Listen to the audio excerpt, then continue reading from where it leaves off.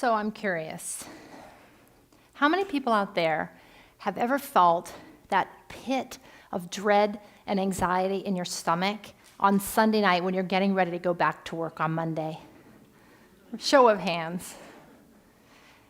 And has anyone here ever had a job that you actually hated? Show of hands. I can relate. I remember a job that I had where the cubicle where I worked in the office building looked out over a marina. I was a training specialist for a large cellular company on the shores of Lake Washington. And on sunny days, people would often wander about the docks on a break or on a day off. I would sometimes pull myself away from my work and watch them. I made up stories about them in my head.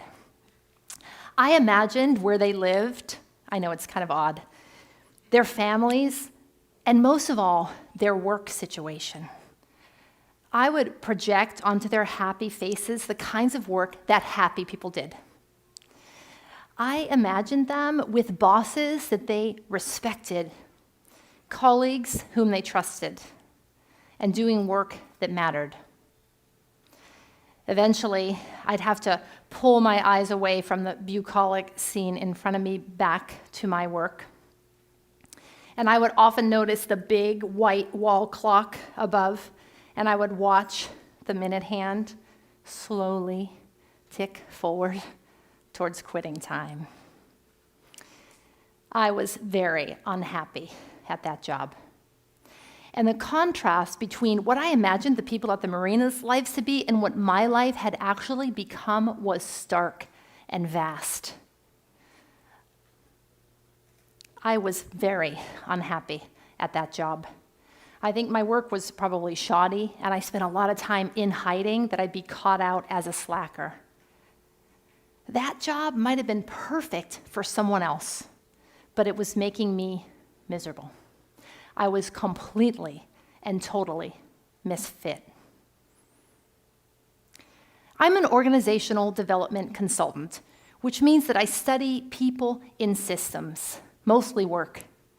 And I've often asked myself the question, what would be possible if everyone, and I do mean everyone in every job around the globe, actually loved their work?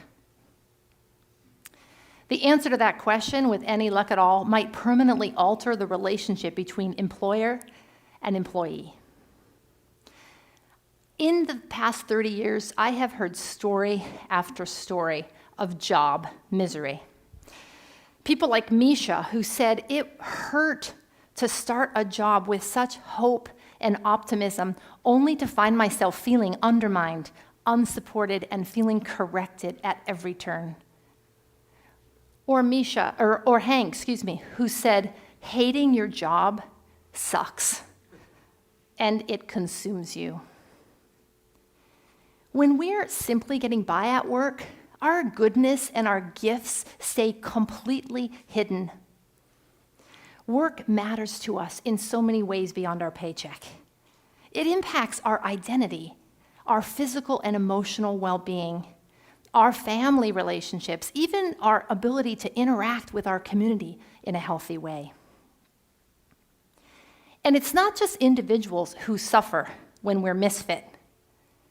Undermotivated, unconnected, and unengaged employees cost companies globally billions of dollars in accidents, errors, rework, and lost productivity. Our global economy demands that organizations grow and sustain themselves over time, and those that don't will fail. The companies in every sector that make it need people who come to work there every day alive. Nonetheless, despite our collective knowing that we as human beings simply do better when we're happy and thriving at work, workers today are really not feeling it. For example, a recent Towers Perrin study of 35,000 employees showed that just a mere 17% felt actively engaged in their jobs. And Gallup's most recent data revealed that 90% of people they surveyed, that's 9 out of 10 people, said they were either disengaged or actively disengaged with their work. And millennials were the least engaged of all. The Energy Project's recent quality of life survey revealed that 50% of the people they spoke with felt emotionally depleted, physically drained, mentally distracted, and lacking in meaning and purpose.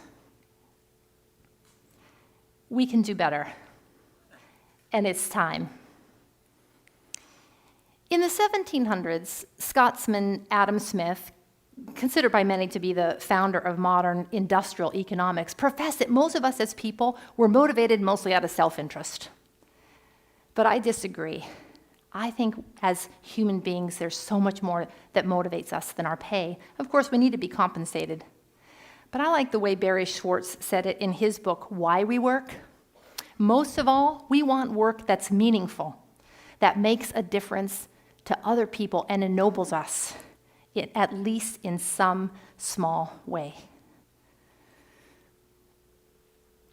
It's important to remember that most of the time, we don't receive any training for how to find a great work fit.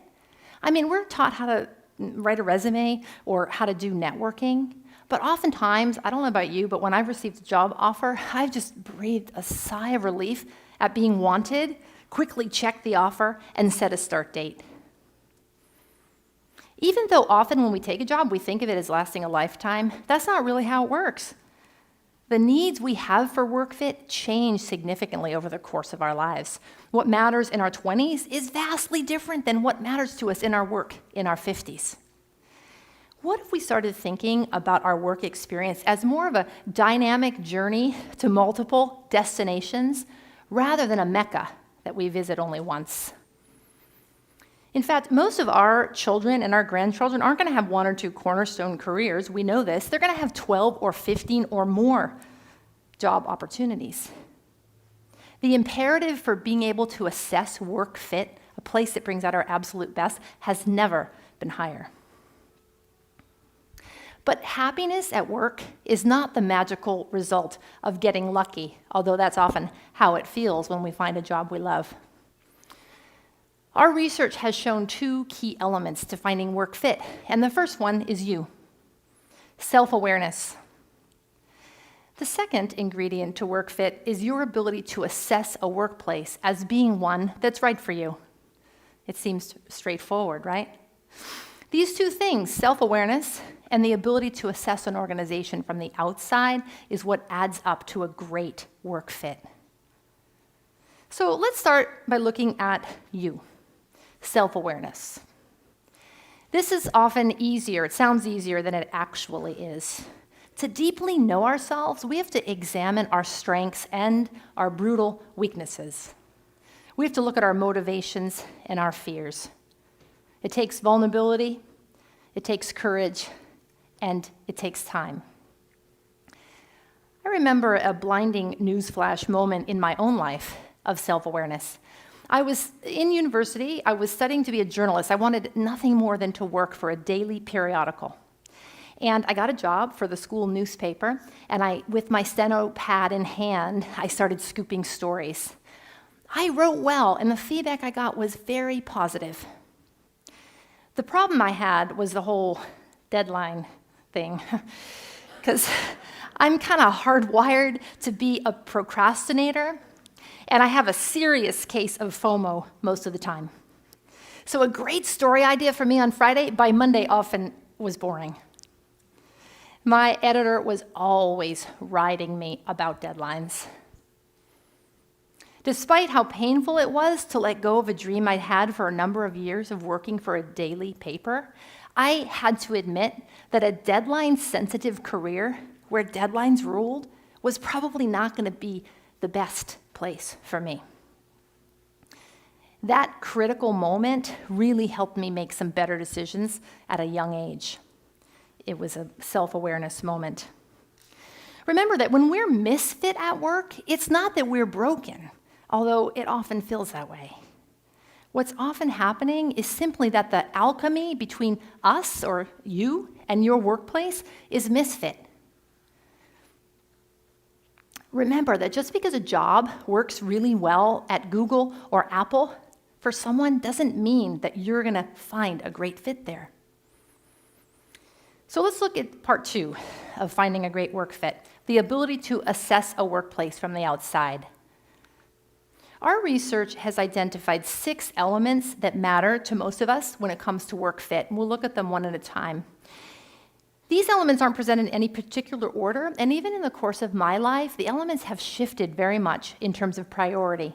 You'll probably recognize that depending on what age group you represent. The first element we've discovered is the element of work fit that we call meaning. Meaning has to do with the extent to which you feel that what you do matters to someone or something. Job fit is the extent to which your skills and experience are well matched to the job responsibilities that you have and to your background. Culture fit happens when our values and beliefs really sync up with the professed and practiced values and beliefs of the organization where we work. The fourth is relationship fit, which is when we actually like and respect the people that we work for and with. Lifestyle fit is that magical thing that happens when the way we dream of our life being actually is supported by the policies and practices of our employer. And finally, financial fit is when we feel we're paid fairly and we can make ends meet. When I graduated from college, the two elements we talked about the most were job fit and financial fit. If you could find a job that paid, that was a good thing. But in the past 30 or more years, the currencies have really shifted, with culture, meaning, relationship, and lifestyle elevating in importance. Let's look at a couple of examples of how these elements might interplay during a different stage of life. Early in my career, I worked for Christine. She was well-renowned in our field, and I respected her greatly. At first, our relationship was a match made in heaven. I was eager to please, and she liked the output.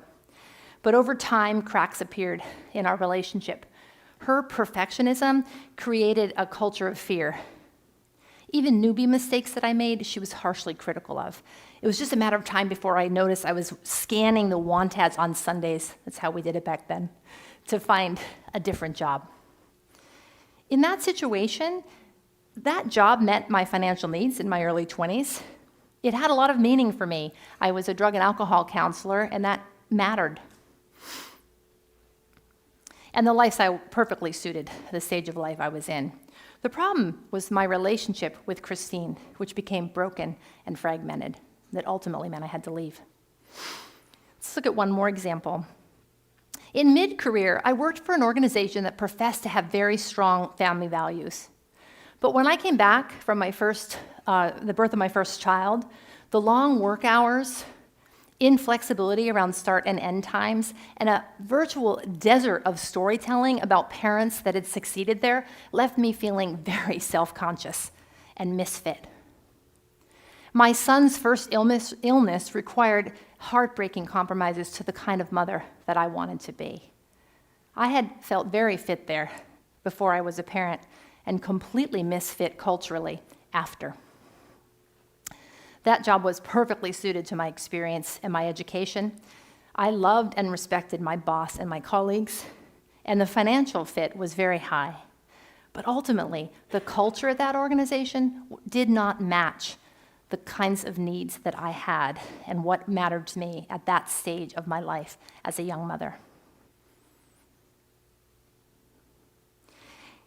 Think about your assessment of an organization from the outside as like a detective exercise.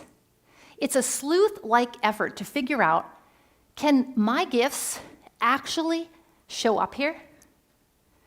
Pay attention to how they do things at that organization. Talk to everyone you can. Notice how they do things, and if you think against those 6 elements, your best would be activated there. Pay attention as if your life depended on it, because after all, the quality of your life actually does.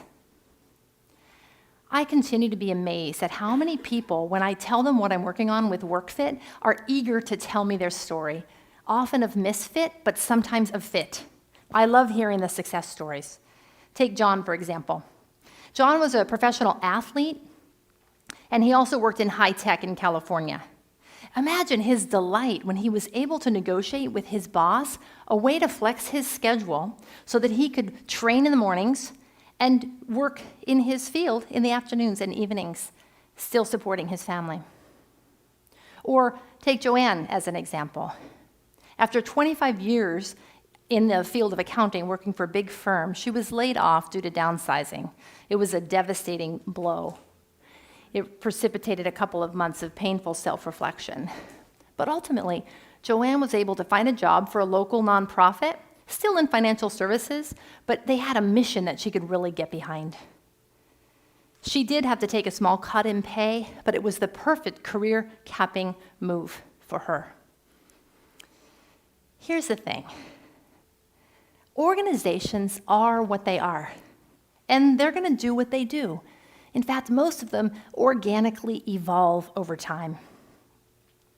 What makes one company versus another a great place for you to work is all about the extent to which they facilitate you bringing your absolute best every day. Now, imagine, instead of hustling to prove to an employer that we're worthy, that we elevate the importance of WorkFit so that we can thrive rather than just survive. I'd invite you to think about then what would actually be possible if every worker from frontline to mid-management to senior executive actually woke up every day loving their work. As Khalil Gibran once said, work is love made visible. Let's get to work.